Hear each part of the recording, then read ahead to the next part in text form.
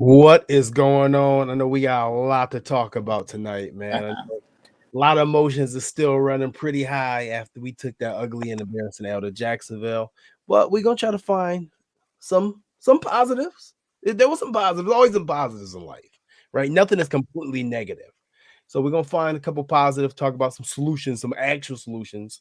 And I'm not talking about just the solutions that we talk about when we're angry. And speaking about angry, tonight we're gonna have our bad take segment. Tonight we got 6 bad takes. And I can tell you, I was some pissed off Bills Mafia this week. Bills that messed up half y'all weeks, man. But with no avail, I am your host, JTM. This is it's nothing personal, it's just Bills. And I got my guys in the locker room with me. My ace in the hole as always, James Mallory. It's like to call him NFL pedigree. James, what's going on, my man? What's up? What's up? What's up? What's up, everybody? Let's get it. And then, as you guys have seen for the last couple of weeks, Bills beat writer, Mookie Hawkins, What's Wolf good? What's 10 good? Mook. Oh man, let's just get on with it, man. Let's just get a show on the road, man. We got some things we gotta talk about tonight on tap. We're gonna touch on. We're gonna touch on this L that we took a little bit. Then we're also gonna touch on Brian Daboll because I think that's the hot topic this week. I know Mookie in the press conference, you asked Daboll a couple questions, so we're gonna get into what you asked him, what he responded to see if it's reasonable. And we're also gonna talk about this. Oh, obviously we know Odell Beckham is a free agent. Personally, I'm like blah about it. I don't think Buffalo's even interested, but we'll still touch on that as well and get your opinions. And I think the last thing we're gonna touch on is what else we got to touch on tonight, man? Just the Bills' offense of Stephan Diggs and or the lack thereof Stephan Diggs, if I want to call it right. So if you guys are watching this on my personal page, just please make sure that you go to the Coldfront page too. If I can't see your comments, because sometimes I can't get your comments on the screen, I want to hear everything you guys got to say. But guys, no avail. We took ugly L in Jacksonville. Mook, I'm gonna come to you first, man. What what happened? Well, what happened first and foremost? 12 penalties, 3 turnovers. That's what happened. First thing that happened. Mm. Second thing that happened is we. I mean, I don't understand what we're doing. If we're not running the football, we're throwing the ball 47 times a game. And to who? Because you barely got Stephan Diggs involved in the game. So I just didn't know where we were from an offensive standpoint on what we were doing offensively to score points. I was just confused on how the offensive game plan went from the beginning. And then, Josh Allen, in reference to how he plays, worst game as a Bill. It was horrific. I just didn't understand, some of the phases of the game on what we were doing with the football. So it goes hand to hand. I know Josh is the catalyst of it because he has to go out and be, the guy every day, every week. But it goes hand to hand. The coaching, and it was just bad, man. You lose to a 1-16. I knew we was in for a dog fight when they was coming, how they was coming up on our cornerbacks, blocking them. You know what I mean? Like they were just on some, like they was just going to post they will just come and be physical. They was more physical than the Bills. So basically, the Jacksonville Jaguars punked the Bills off. That's basically what I'm getting. You know what I mean? So Yeah. I mean, it's not good, not good at all, JT. James, I know we talked about this game a little bit here, and very disappointing. But we need to break this down from a schematic standpoint tonight a little bit more instead of just talk away anger. We got to break down what we're doing wrong. James, what you got, man? I love what Mookie said. The biggest problem, people were screaming offensive line, offensive line. It was the penalties. I mean, you can't win football games if you give up 100+ yards and penalties. You giving them a football field saying, hey, here you go. You can't win football games that way, man. Any quality football team, you're never going to win games with that many penalties. And those penalties, we had a lot of time. So, I mean, that's going to kill you that's a bigger problem than the offensive line for me. We got to fix that. Um, Second was the offensive line for me. Obviously, there are some holes. Ike, that was bad. I mean, he got beat all different type of ways. He was getting pushed into the quarterback. People were using their speed, going around him. They did whatever they wanted to do with him. Why I can live with Cody Ford's a little more, not saying it's great, but he put up a fight physically. Would he lose in the end? Yeah, it's more technique than it was him just getting bullied. I can live with that a little bit more. Not saying it's good once again, but I can live with that a little bit more. Ike was literally they was just putting him in the quarterback's lap like a little child. Um, then Josh Allen. A lot of the blame goes on Josh Allen, man. He got to step up Really? in the pocket sometime. He got happy feet a lot in this game, a lot. Instead of stepping up in the pocket, man, they'll push him out instead of him stepping up in the pocket making the play. He's trying to run around and do all the superhero stuff, and he kind of reverted back to some bad habits. I'm happy it happened now, so we can kind of nip it in the bud now, and then once as the season goes on, that's kind of a learning lesson. Let's not forget, Josh is still young. He's still 25 years old, so there's going to be lumps along the way as well. So I'm not pressing the panic button or nothing. It's football. And to be honest with you, Jacksonville got some ballers on defense. Is it an excuse to lose from 1-16? No, but it's not like they got scrubs just running around there on defense either. No, let's be real. Miles Jack can ball. We always say the same thing about people disrespecting NFL talent. And I think that's one of our biggest problems as fans, not as the analyst part. Because the analyst part, you tend, as you do this more, you tend to respect everybody. You know what I mean? But I think as fans, we say, oh, they're 1-6, they're horrible, they're garbage, their coaches grinding on girls in the bars and things like that. We should go down there and just roll over them and smack them around. Nah, man, those are first round picks across that field. Those are second round picks across those fields. Those are third round picks across those fields. Those are big time free agents across that field. And, when I hear a Shaquille Griffin say, we looked at their sideline, it seemed like they didn't care. Now, I don't know how much I buy into that necessarily. They did seem a little lackadaisical. I don't know about not caring. And I don't think the Bills thought they were just going to go in there and walk all over Jacksonville. I don't feel that at all. I just feel like they came out and they played like crap, to be completely honest with you. And maybe it was. Maybe he's right. I mean, he's a professional football player. He's on the sideline. I wasn't. But that doesn't seem something that's indicative of a McDermott coach team. I've seen them play some bad football before, but not. I've never got the sense they thought they were going to roll over somebody. Mook, what you thought on that? I think they did. I think they did, bro. Like, let's be quite honest with this. They stooped to the level of their competition just because of the fact they 1-6. They ain't won a game at home, all of that stuff. The controversy with the coach and, all that stuff off the field. And listen, they didn't even have a starting running back. You know what I'm saying? Right. And people forget that. You know what I mean? And you can't, the defense is what it is. There's nothing that you can say about the defense. They gave up 9 points. You know what I mean? And that's because turnovers gave them pretty much majority of that, So the offense, for the Bills to be the number one scoring offense in the NFL, to be playing one of the worst defenses in the NFL, I don't know what the game plan was. Again, what are we calling? We had this conversation weeks ago. Well, what is the Bills' bread and butter play? What the hell was our bread and butter play Sunday? So this is our bread and butter play. Once again, 3rd and 2. We Josh keeps the ball. I don't get that, man. That's why I asked, Dabo, did you ask Josh what did he see on 3rd and 2 to make him want to keep the ball? Look, clearly the running back had a straight lane to a first down, if not more yards, if Josh would have just gave him the football. And this is not the first time that we saw that. I love Josh and all that, but listen, man, I'm calling it like I said, just like everybody. He is no different.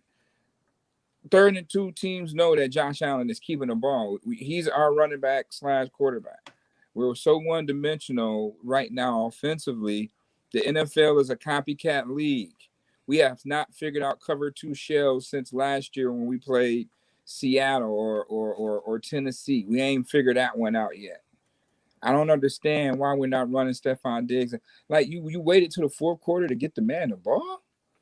Like it's your job to get your star players going often and early. Right. Yeah. Especially if we're not running the football. So what are we doing in the pass game? We're just going through the motions, or we don't get it. We get off the field. We're stalling drives because of that. You know what I mean? We don't stall drives when you okay, this thing, if it's gonna go to Stephan Diggs, man, let's get the plays going with him. Let's get the ball in his hands early. You know, let's get the defense on his heels already, because now they've practiced all week for this not to happen, but it's happening. You know what I mean? That's what we call a game plan. I mean, I don't know what the game plan is with the Bills. They're just gonna run Stephan deep, run him into the traps, and give Beasley the ball now. Teams figure that out because Josh struggles with going through his progressions in zone coverage. That's the deal. That's the issue. You know what I'm saying? And it's not a bad thing that he's going through that.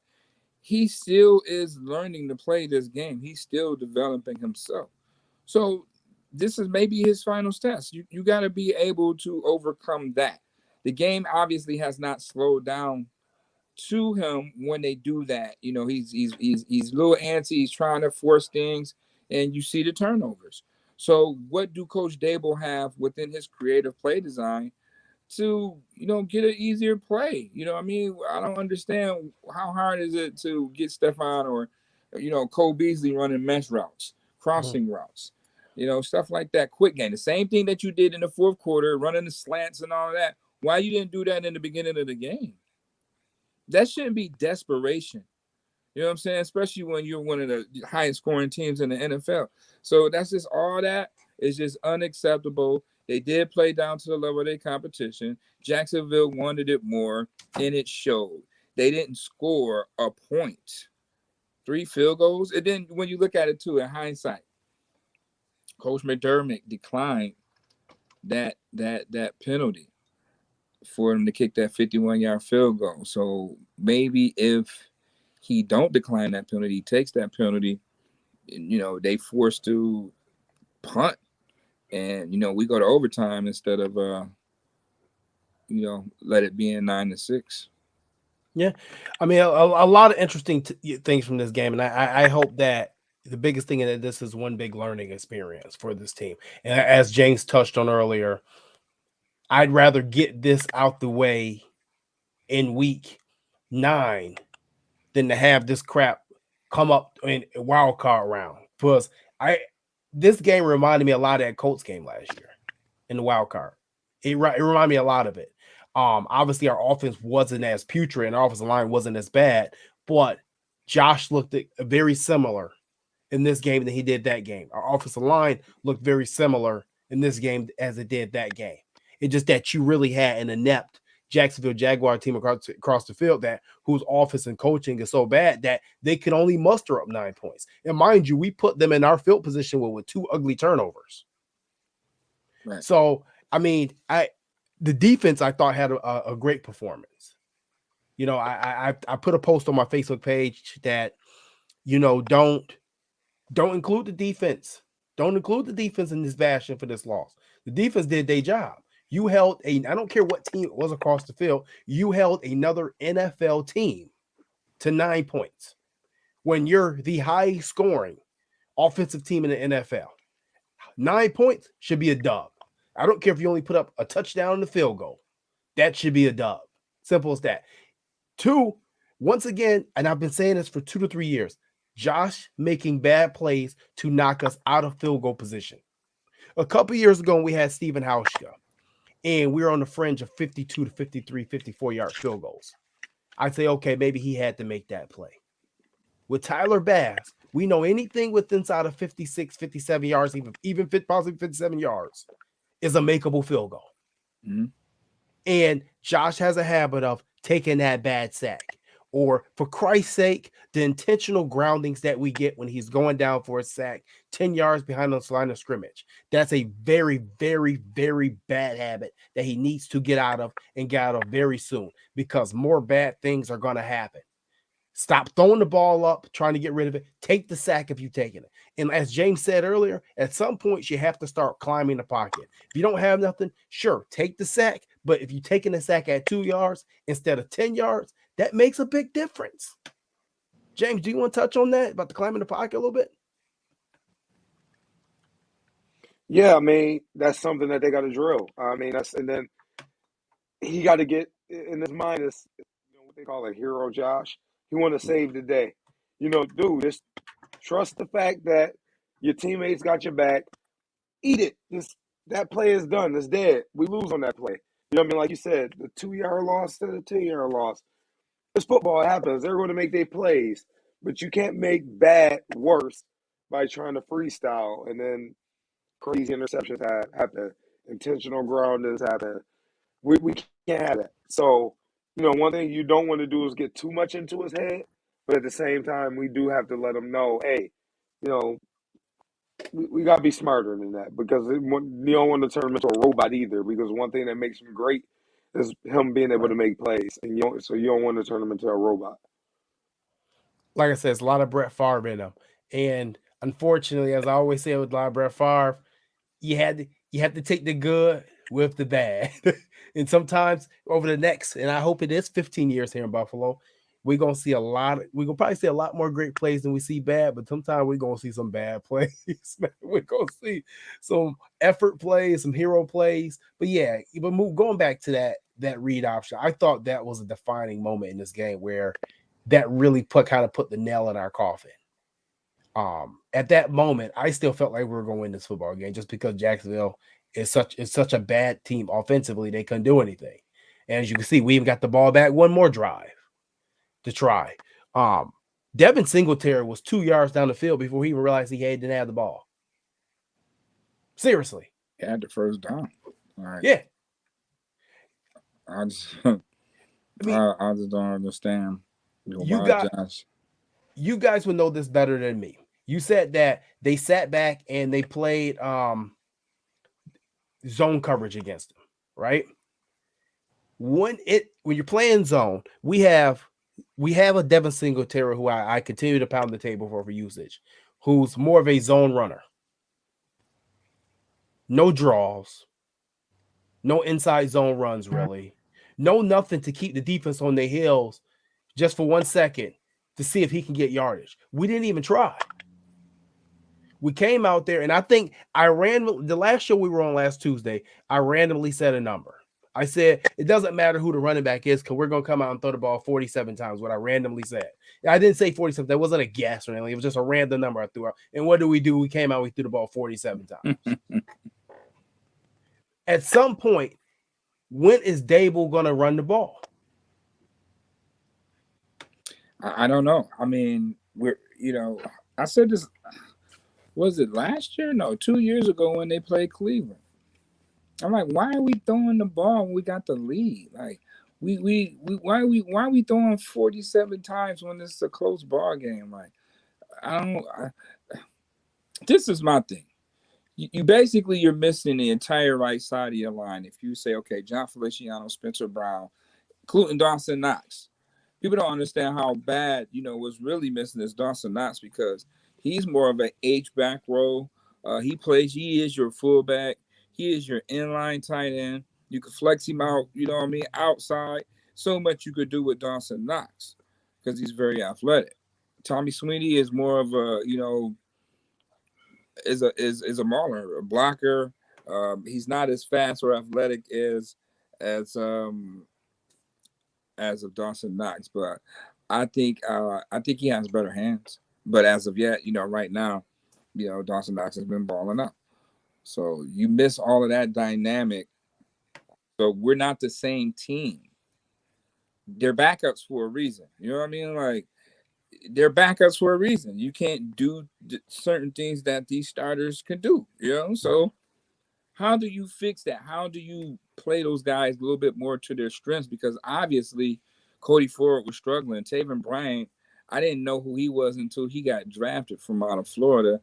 And he had his career game, because we got Cody Ford out here doing certain things that he's not prone to, on top of we're passing the ball 47 times. Why are we passing the ball 47 times when we got backups out there like that? A lot of stuff need to be ripped out. And, he's not really ready for that. And on top of that, Cody Ford is a mauler.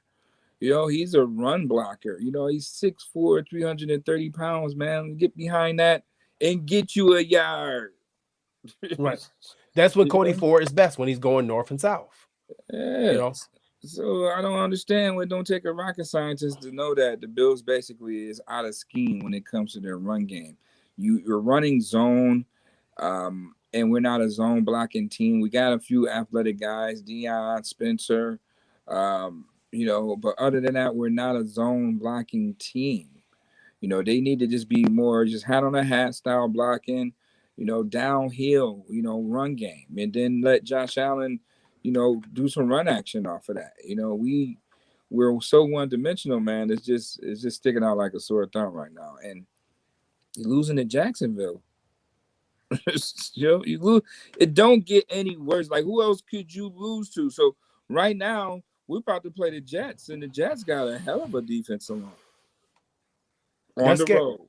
And they've historically given us problems.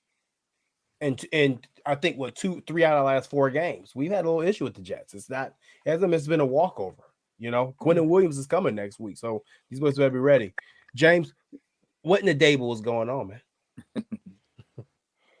Dabo is who he is. So for me at this point to expect him to change, I'll be lying to myself. So for whatever reason, he just doesn't believe in running the ball a lot. Me personally, I think he's not a fan of Devin Singletary. Nobody can tell me no different. I think that's what it is. I think once again, there are offensive coordinators who don't like smaller backs. And I really believe he's one of those guys. And I don't know if he trusts Zach Moss enough. And so therefore his counter to that is throwing the ball more. And that's the only thing that will really make sense to me. Because when given opportunity, Devin Singletary has shown he's a capable running back. There's no reason he shouldn't get 12 to 15 carries a game. I think it's what he's doing. Dable got to get it together, man, because this is falling right on his shoulders. Right. You want to say something, Mookie? What you thinking? It's just, I just, it's just, I don't know, man. It's just bad situation, man. It's just a bad situation, bro. Like, I just don't get it. Like, why not just go get Todd Gurley? You know what I mean? Like, we already dropped the ball on not getting Le'Veon Bell again. I mean, we was thinking about Travis Etienne and Najee Harris and all of that. If we know that's the problem, why not just go ahead and address the problem? They better off. Listen, if we're gonna do it like this, go get Odell Beckham Jr., put him in the backfield, let him run little flare outs and all that stuff, and then hey, have Dawson Knox back there if you just want to put him back for pass pro. I mean, damn. I mean, we're gonna do that because we're not running the football. You better all put another receiver back there in the backfield. This is what we touched on last week when I said people called me and James crazy all offseason when we said, just draft Travis Etienne in the first round. And people didn't understand why we were saying that. It wasn't a knock to Devin Singletary. It wasn't a knock to Zach Moss. It was more of a knock to Brian Daboll's play call and the fact that he cannot call a running game to save his life. So if you can't call a running game, just give me some dude at the backfield that could run a 4-4 or 4-3 that can just catch the ball all day. We'll just use the passing game as an extension of our running game because his running game concepts are awful. I mean, I don't even know if he has it.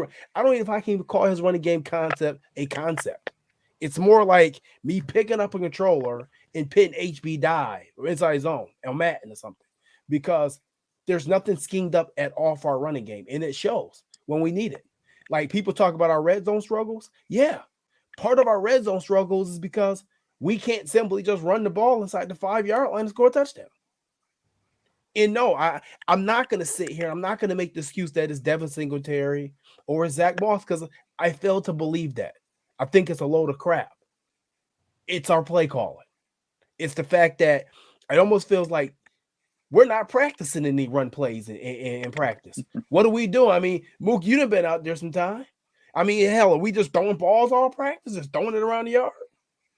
Yeah, they mix it up. They mix it up. But I mean, I tell you this: like certain stuff you see in practice, you don't even see them in games. They don't even run them. So it's like I mean, we not privy to say much in reference to that, since last season. But I mean, I don't say it anyway. But I see things in practice that I haven't seen yet in games.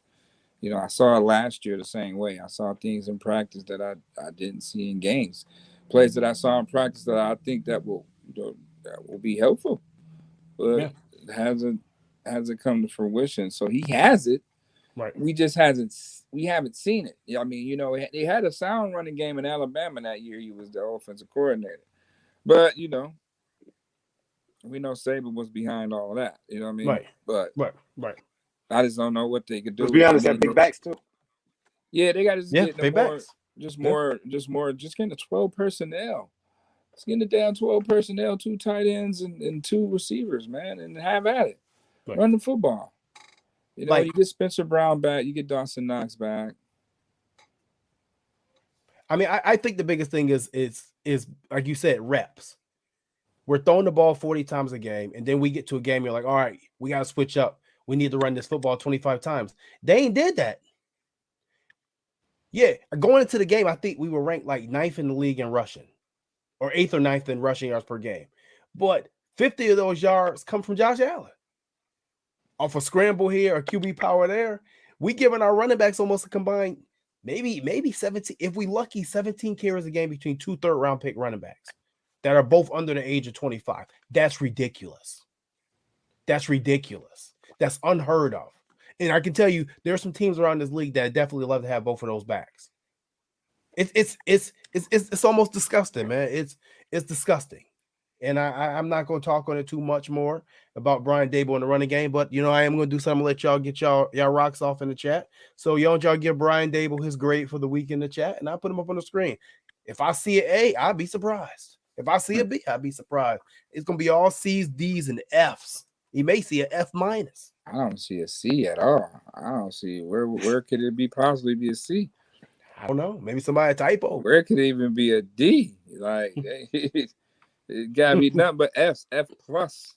F Cody plus, Wells says plus, a big old fat F. Right. F. Right. Hey Mookie, I can't lie, man. I kind of like the idea early there, man, with Zach Moss and Singletary. And, hey, make them active, man, and just have them a limited role. I kind of like that idea, man. Yeah, because now you got a running back that teams are going to account for it. Oh shit! Wait a minute, he got Todd Gurley back there, right? So he can catch out of the backfield. And I'm quite sure he might have lost a step due to the knee, but he's still Todd Gurley. Yeah, if Adrian Peterson can play in a limited role, he's dangerous. Right. I mean, and we're only but the running back is only in a limited role in Buffalo right now anyway. So have no workhorse. I mean, we haven't been like that since Shady McCoy, and when we flipped it to a more outside zone to inside zone, and that's pretty much what it is. Devin Singletary is an inside zone power run guy. Zach Moss is an outside zone running. It's kind of funny because you figure that Zach Moss, being the bigger of the two, would be more or less inside in power, right? But no, that's more Devin Singletary's forte.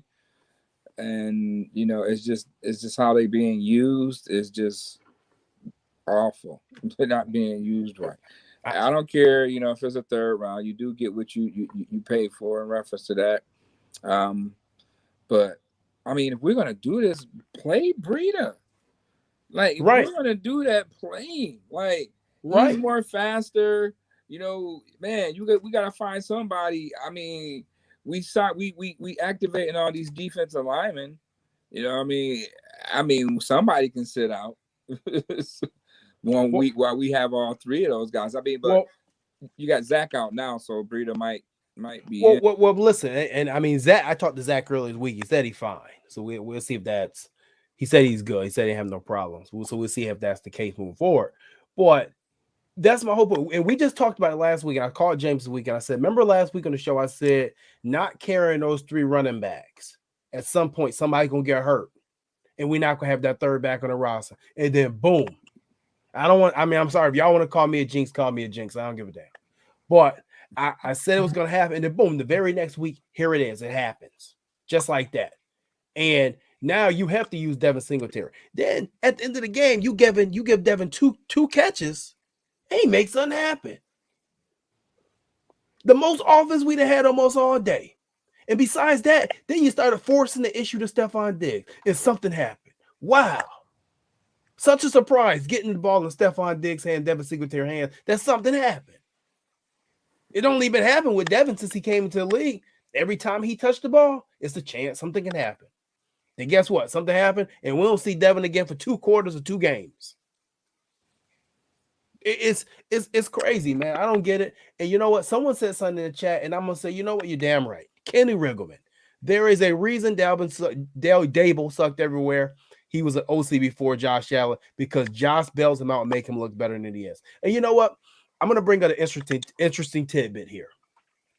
I'm not gonna say Daboll sucked. I'm not, I don't like the word sucked, but he hasn't sustained anywhere else. And I do think he is going to get that whole head coaching job in Chicago in this offseason. I think it's almost locked in, to be completely honest with you.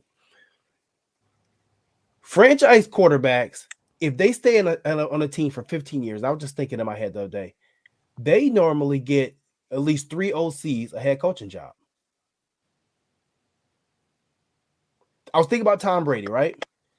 Josh McDaniels, Charlie Weiss, Bill O'Brien. Then I thought about Ben Roethlisberger, Ken Wisenhunt, Bruce Arians, and what's my other man there? Mark Mularkey. And I can go on the list of people who get OCs a head coaching job. Well, this is Josh's first guy. And I'm starting to wonder if the relationship between Brian Daboll and Josh Allen is too close. Are they too good together? Are they too friendly together?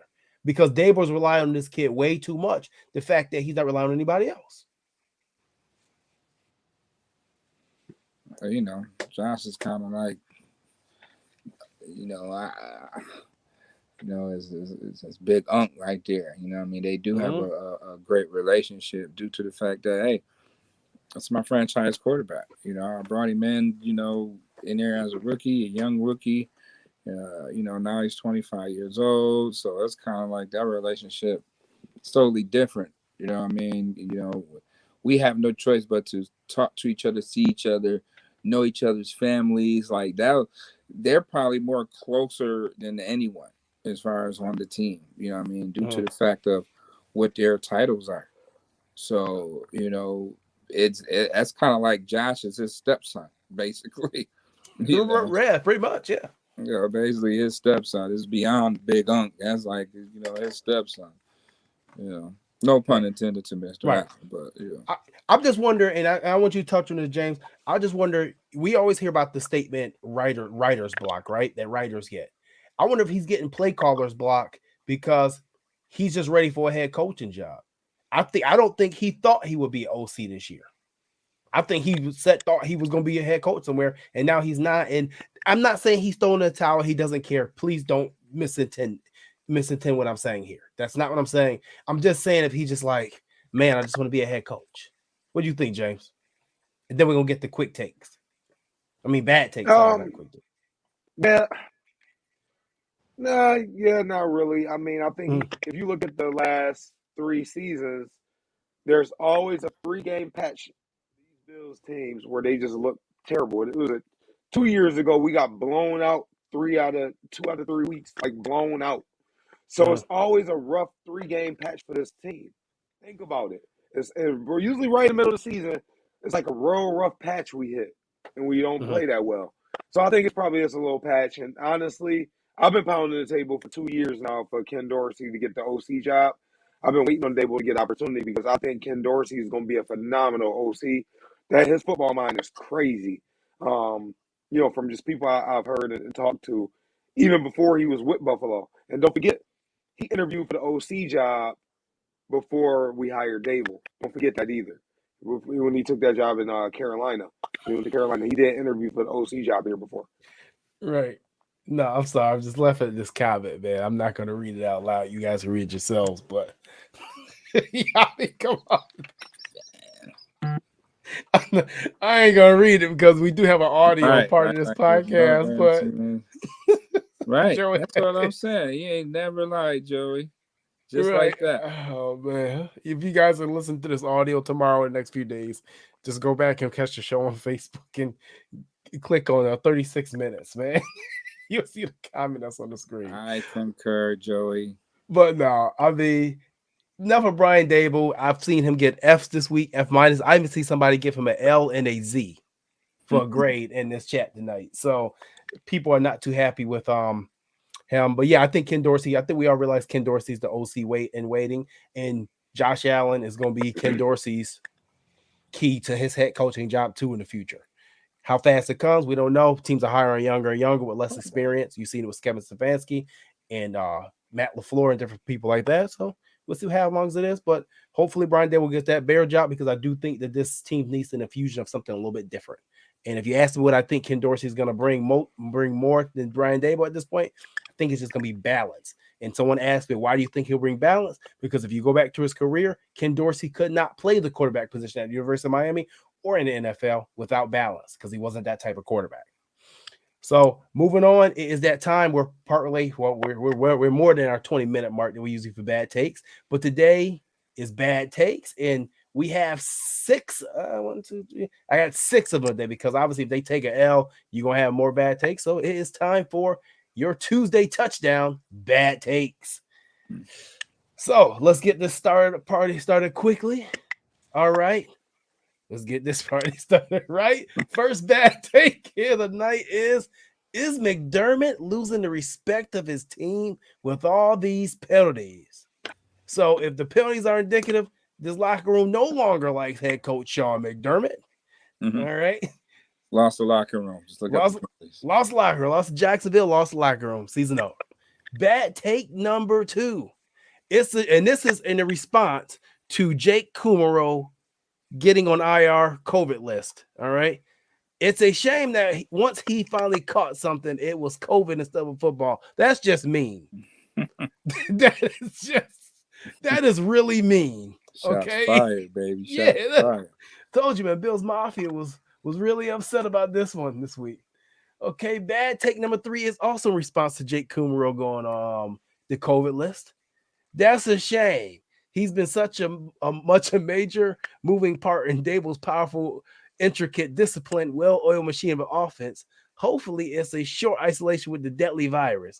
We don't want to fall off in offensive production while he's clicking on all cylinders, especially off that pyrotechnic display of dominance we laid down on them boys in Jacksonville. Get well soon, sir. We need all those unstoppable pieces. That is just horrible sarcasm. Once again, just downright mean. Bad take number 4 of the week. The GM and head coach have had 3 years to do something about this crappy O-line and no running game, and they do nothing. This is what you get. We will be lucky to win 4 more games this season. This person predict us to go like 8-9 at this point. That's awful. Told you, Bill Mafia lost their damn minds this week. Bad take number 4. Yeah, I'm not even one of those overreacted alarmist commentators on here, but you can absolutely forget about the Super Bowl this year. Be grateful we make the playoffs, to be honest. The entire offense needs to go back to square one and unbleep themselves. Oh my goodness. Unbleep themselves. I'm not going to say that. We're going to try to keep this thing PG as much as possible. And then the last one, James, drum roll, please. Oh, I'm starting to realize Deion Dawkins is a better media guy, celebrity analyst than he is at blocking. Blocking spelled with 2 C's, no K. If he focused on his blocking, 2 C's, no K, as much as his TV persona, Josh might can throw the ball more. He throw it anymore, his arm gonna fall off. I mean, the blocking with the 2 C's, man. Grammar, folks. Grammar is important. They used to say the NBA what reading was fundamental. Let those say. Oh man, people will touch, man. People was upset. People was mad at this one. But we're gonna move on, man. Our next topic, very, very quickly, I will touch on this. Odell Beckham Jr. All right. Oh, somebody said in the chat, it's like he threw his arm bloody. That's true. That's partially true. Uh, Odell Beckham Jr. I know he's a free agent. I'm gonna touch on it really quick. I said I'll touch on it. I don't think it's a fit here in Buffalo. I mean, I like Odell, but I don't think it's gonna happen. I don't think this regime even gonna be interested. I personally don't think that there's a secondary that when Josh is on his offensive line is actually blocking, and we have balance that can cover Diggs, Beasley, and Sanders all at one time. So, Mookie, I'll let you touch on it. Odell Beckham, any interest, anything brewing there? We gotta talk about it. You know. I mean, I would go for him. Why not? I mean, Mm-hmm. whatever Odell goes to this year is only going to be for this year.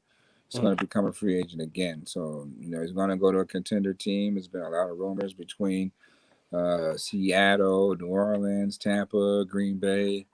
You know, I would go for him. I mean, just the idea of Beasley, Diggs, and Emmanuel Sanders and OBJ out there, possibly will give Josh another target. You know what I mean? To get open, and obviously Josh is not fixated on one guy because he barely threw Diggs the ball. You know, so if you can get open, you can get open. But he do come baggage, so that might, you know, try to take the Bills off the list in reference to that. It's not a locker room fit. But I can't even say that about Odell, about locker room. It's just his stuff on the sideline and all that hoopla that he be doing. You know what I mean? I'm quite sure the next team is gonna be like, "Yo, bro, we ain't none of that. We're gonna get rid of you." Yeah, it ain't gonna be none of that. Talking to the net and all of that. We ain't with that. But I mean, if you want to be all in, how did this offense get better? How do you compete? You just lost to Jacksonville. So how do you compete? You're gonna be playing way more stiffer defenses, come playoff time. You know what I mean? So how we get better from here? I mean, I know the line is banged up, but so we're not making no adjustments due to that fact. We're just staying plain Jane with guys that's not strong enough to last within this scheme, but we're not running the ball, and we have a quarterback that we can do a lot of play action things with, bootlegs, use his legs. I just don't understand where we are from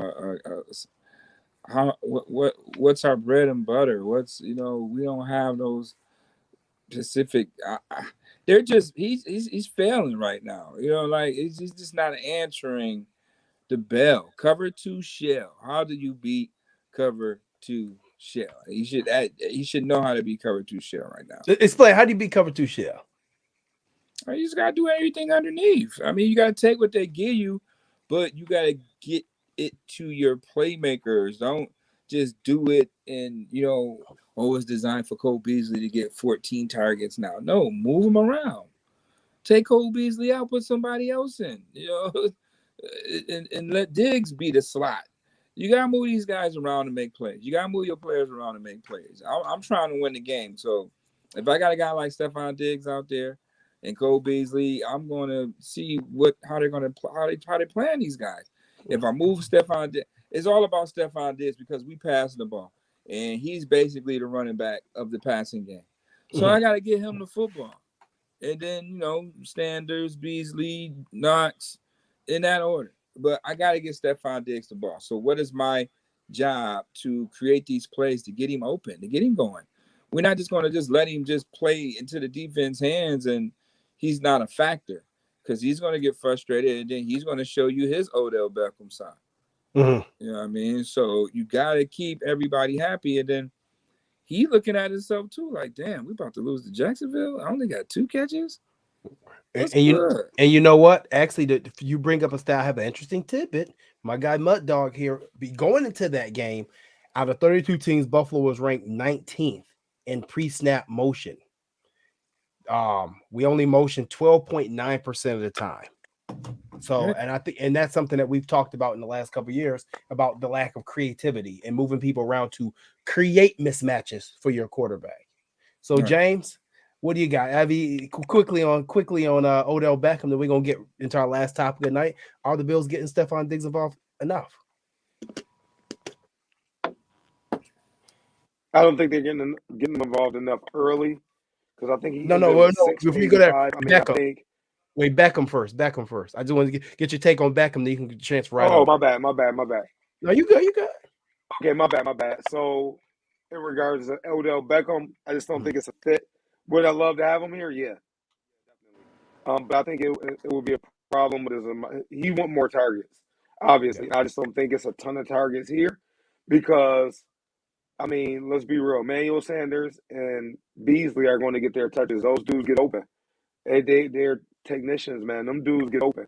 And Odell Beckham is going to want his targets. I personally don't think it would be a fit here. If we got him, I would be happy. Uh, let's see what Dabo can do. We draw some things up to get him the ball, but I just don't think it's a fit. I more see him. I think it's going to be a surprise team that's going to pop up that he's going to go to. But I just don't think it's a fit. Yeah. And now we can transition right to our man Steph, as Mook called him, Stephan S. Yeah, I think they got to get him involved early. And once again, you guys talked about it. One thing I don't like is that we don't motion enough. Start him out wide, motion him into the slot, then have him work his magic, do his thing from there. You have to get defenses thinking, and when we get motion and moving around, you get people thinking on defense. When people get to thinking on defense, then mistakes happen. You force them into mistakes, and we're not doing that enough. And we need to do that with a weapon like Stephan Diggs. Do that with Emmanuel Sanders. Do that with Beasley.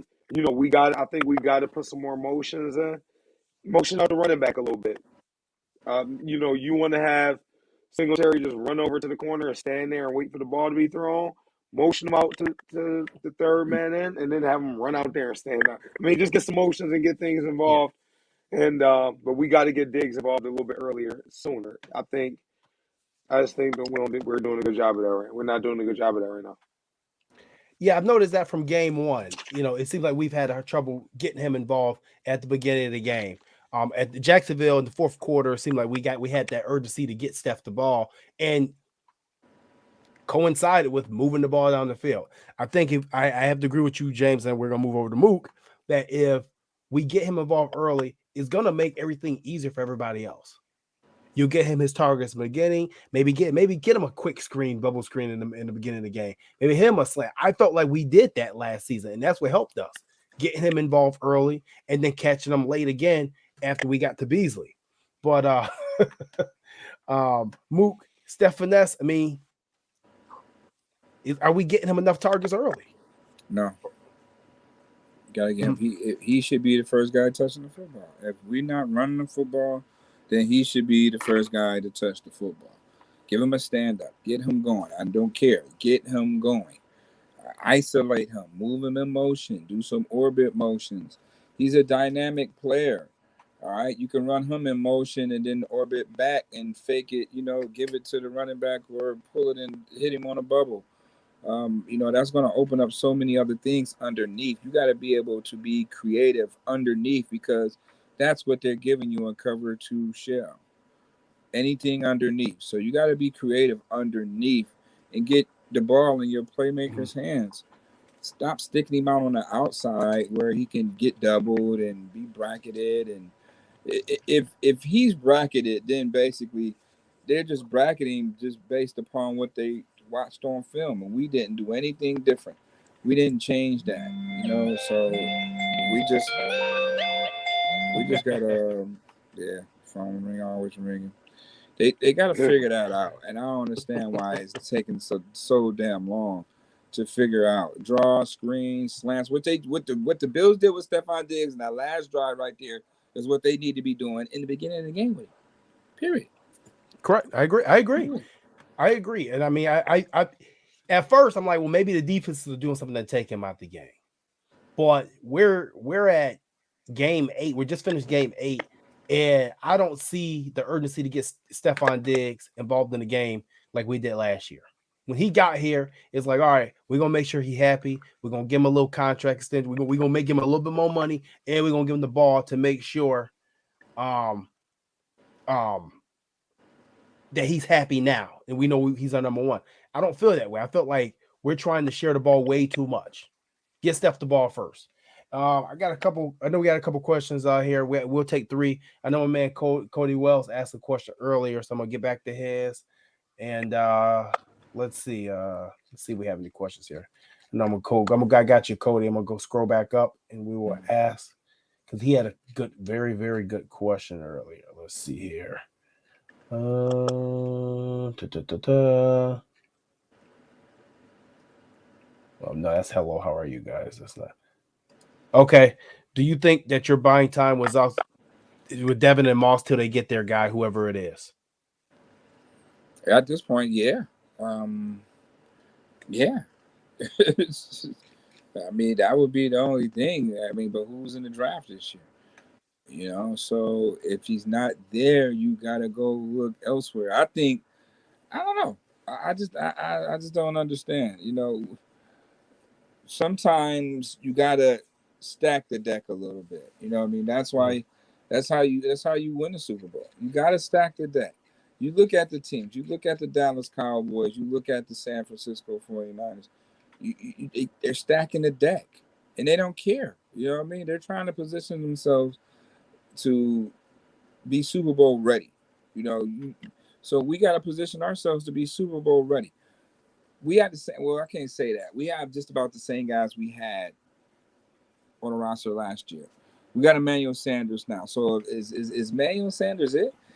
Are we sewn on just bringing in Emmanuel Sanders to get us over this hump? Mm-hmm. Right. You know, so right. I don't know. We got to figure it out. Mook, this is more of a question for you. I mean, it's a little quick question, but it's not really a question. It's a comment. But Mookie, why are you so nice to them coach after these bad games? I can tell you I'm laying to them. Right. You know I do, right? You know, man, I tell you, I already had an issue. Well, it wasn't really an issue. It was just an issue to me. You know what I mean? So you learn too in media, you know what I mean, how things go. How you say things and stuff like that.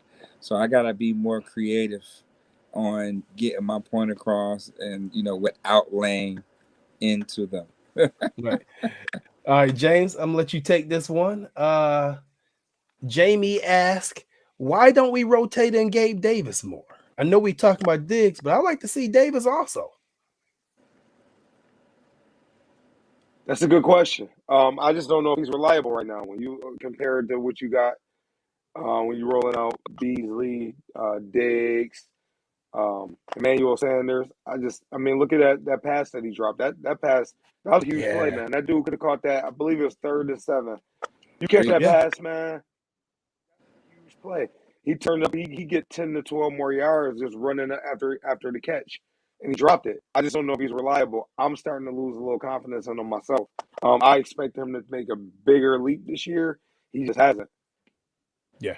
And he trained with Steph all offseason too. I mean, that's a tidbit with there. Like I expected him to take a leap. I thought he was going to benefit most from having Emmanuel here, that he'd be the one out there eating. But I don't know. Maybe because he's playing. It seems like he's obviously his playing time has been cut down. Maybe his head's just not into it. He's not into it because he's not playing as much. Yeah. Business. So don't forget the emergence of Dawson Knox has kept him on the sideline. So you got 3 receivers you're paying right now over $6 million. They got to play. You know, Emmanuel Sanders, he's only here on a 1-year deal, so he got to play. Davis on a rookie deal. So, I mean, you can call it a sophomore slump, whatever the case. But this is a learning year more than his rookie year. And next year, you know, he'll get out more opportunity to play. You still got Isaiah Hodgins. So, you know, the Bills are good at developing. And sometimes that can, like you say, Jay, that snake bites them, you know, because they don't go after the big splash. Like, okay, Stephan Diggs, we expect more splashes. You know, we're capable of making splashes. So let's keep it splashy. Let's just not make this one splash and think that's it. That's what we need. Hey, go get those guys. You did it in the Devontae Freeman, Kenny Stills. You didn't even play them. You know, so right. I don't know how coach saying they got to fix it. What are they going to do to fix it? We can't fix it and go out with the same group of guys this week. Right. That's not fixing nothing. No. And that's what's concerning. And Cody Willis just said something about something's not clicking on offense, and it's starting to concern them because they don't know what they're doing. And you know what? Going back to that Kenny Stills Freeman point, the Freeman, okay, I get that's the veteran insurance policy, but you didn't even use him when Zach Moss broke his ankle. And Kenny Stills, you sent Cole Beasley in an AFC Championship game with a broken leg, and you didn't even activate Kenny Stills. That's why I say sometimes it seems like it's a little bit arrogant in their development or their coaching preferences that they make really bad decisions like, yo, what are you doing? You can't have this much faith in this player with a broken leg out there. Just keeping it real. And then we'll take one more question. This one's from a man Pepe. I believe Brian Daboll didn't trust specifically our Sunday's offensive line. We used to run more than we did last game. This will get solved with Feliciano Knox, etc. I hope. So for me, I'll take this one. I don't think that it's a trust factor to offensive line. I think it's just the fact that he trusted Josh Allen's arm and skill set and athletic ability way too much. That's where I think the problem in trust lies. And not that you can't trust in the skill set that Josh has, because he has an unbelievable skill set and unbelievable arm. He's a talented guy. But I think we're overusing it. We need to scale that back a little bit, because now at the same time as we do that, I feel like we're putting all the pressure on his shoulders. We're putting all the pressure behind his ears. And when he doesn't hand the ball like he did the other day on that read option to Devin Singletary, to me, that's why. Because he's feeling pressure. He feels like he has to play hero ball when he doesn't. We have a good football team. We've drafted a good football team. We brought the right people would have a good football team. All the pressure shouldn't be on Josh Allen at all times, especially in a 3-point game, in a game that was tied for the majority of it. Just felt a little bit different. You know what I mean? Well, other than that, I mean, guys, I mean, it was a good show. I think we've all woosah. Let's just get that ugly LR system. Get the sage out, burn the sage in your football room if you got to. Get all the bad juju out your system. We got the Jets this week. Another bad opponent. Let's go out here, get it back on track. Do we do? We're not the only AFC team that had bad losses this year. The other top teams have also had bad losses. But if we string two together, they are going to burn Highmark Stadium to the ground. Everybody out of quarantine and people do acting crazy. They're going to burn Highmark Stadium down to the ground if we lose to the Jets. So let's get it back together. Take it back a little bit. Let's get back to the basics. That's it. Let's just get back to the basics. It's all good. Anger's out your system. This is still a Super Bowl caliber team. There's no one running away with the AFC. Just really think about this. No one's running with the AFC. But it was a great show.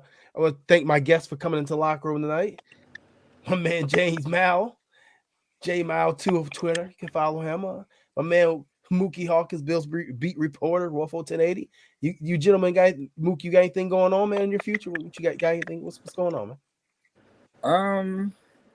Well, yeah, we gonna, look for me to be doing stuff on Twitter, doing a lot of Q&As, courtesy of Space. And I know everybody need to take advantage of that. I think it's a nice little device and platform. So I like to be a little bit more in tune and live with my audience. So you can, hit me up on those Q&As, all through this week in reference to, what's going on, Bills and Jets. Yeah, I gotta do two more. I gotta because you post your video. I gotta start if you post your videos on Coldfront and you do your interviews. I just get access to post them so people can see the questions you're asking. I mean, my man Juan wants you to be a little bit meaner, but it's all good. It's all good. J Mal, you got anything going on, man? Nothing too much, man. Just Okay. getting ready for my travel 7-on-7 team to start up. We start December 4th. So we're gonna get this thing cranking. But other than that, man, just waiting for these Bills to get back on track. Bills fans, relax. You want to play well at the end of the year. You don't have to play well and great every single week. You're gonna take your lumps. You got to peak at the right time. You don't want to peak in week 9. You want to peak late in the season. So relax, everybody on trip. They'll be all right. No. And one more question, Joey had. I got a question for you. If we lose to Jets, the season over? No, it's not. No, it's not over. But I mean, we are definitely on life support because I mean that'd be very worrisome. Man, so Jets better not think about losing to Mike Smith, Juwan Johnson, whoever the hell the quarterback is going to be out there. I wish they would this week. You know, they better act like they the underdog and play with a chip on their shoulder out there. You know, or it's gonna be a defensive ball game once again. You know, so they better get it together offensively this week. And if they don't, it's gonna be something to be said offensively if that offense do not perform the way they're capable of performing. All right. Well, Daboll better get it together, man, because man, listen, you coaching for a head coaching job now. The spotlight's on you. So that's it, man. Thank you guys for tuning in. If you guys have not done it already, make sure that you like and share the show on Facebook and maybe retweet on Twitter. Subscribe on YouTube. Leave. Thank you for all you guys' comments and tuning in and checking in with us. And hopefully we'll be back here next Tuesday with a better result and a W, and everybody can just bring it back in and we can all hug again. But you know, Bills Mafia, we gotta be better than that, man. Y'all talk about Jake Krumer like that. You gotta be better than that. But as always, thank you guys for tuning in. I'm your host, JTM. It's nothing personal. It's just Bills. And like I said, once again, thank my guys in the locker room, Mookie Hawkins, James Mallory. Man, we're going to keep bringing the heat. I got to have to hop in up Twitter spaces with you, man. I'm not hopping up Twitter spaces with you. Don't nobody know me on Twitter. I stay off of it. Twitter's toxic. So, but I catch you. But I catch you guys later, man. Thank you guys as always for tuning in, man. Next Tuesday, as always, go Bills. Stay safe. One love. Peace.